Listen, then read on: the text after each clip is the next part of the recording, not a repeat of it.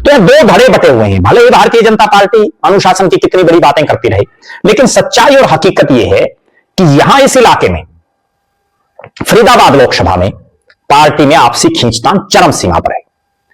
अब चूंकि दो धड़े हैं, एक केपी गुज्जर का और दूसरा विपुल गोयल और राजेश नागर का, दोनों धड़े चाहेंगे कि उनकी चौधर बरकरार रहे। केपी गुज्जर दोनों पदों पर अपने नजदीकियों को बैठाना चाहेंगे क्योंकि पार्षदों का बहुमत उनके पास है, और विपुल गोयल और राजेश नागर हर हालात में चाहेंगे कि एक पद कम से कम उनको मिले। यही सबसे बड़ा पेच है, क्योंकि विपुल गोयल और राजेश नागर के पास बहुमत के लिए जितने पार्षद चाहिए उतने पार्षद नहीं है, नजदीक भी नहीं है आज के दिन। हालांकि समय बदलता रहता है, क्या पता कब कौन पार्षद किस खेमे में चला जाए, लेकिन फिलहाल जो राजनीतिक गलियारों में चर्चा है, अगर एक पद विपुल गोयल और राजेश नागर और गौरव गौतम की टिकड़ी ले जाने में कामयाब रही तो फरीदाबाद लोकसभा में इनका दबदबा बन जाएगा। और अगर पूरी कोशिश करने के बावजूद कृष्णपाल गुर्जर दोनों पदों को अपने पास नहीं ला पाई तो कहीं ना कहीं अगले लोकसभा चुनाव में, या भी जो लगभग 3 साल का उनका कार्यकाल बाकी है, उनको एक चैलेंज सामने खड़ा दिख सकता है।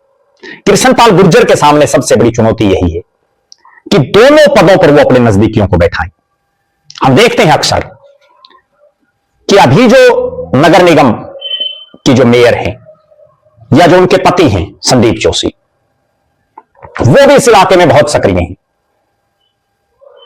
वो निर्गुट रहते हैं या केपी गुज्जर का पक्ष लेते हैं या राजेश नागर और विपुल गोयल के साथ खड़े होते हैं। यह भी एक बहुत बड़ी बात है। यह चुनाव इसलिए भी बहुत महत्वपूर्ण है कि यहां से एक नई नजीर पेश होगी। अगर सर्वसम्मति से सीनियर डिप्टी मेयर और डिप्टी मेयर बना लिए गए, पूरी बीजेपी यहां खुश रही, तो इससे हिसार और जो बाकी इलाकों में जो चुनाव होने हैं वहां भी एक अच्छा मैसेज जाएगा। और अगर यही आपसी खींचतान रही, चुनाव वोटिंग तक चला गया, तो जो बाकी नगर निगम है उनमें भी एक खींचतान देखने को मिलेगी। फरीदाबाद से एक नई नजीर पेश की जा सकती है।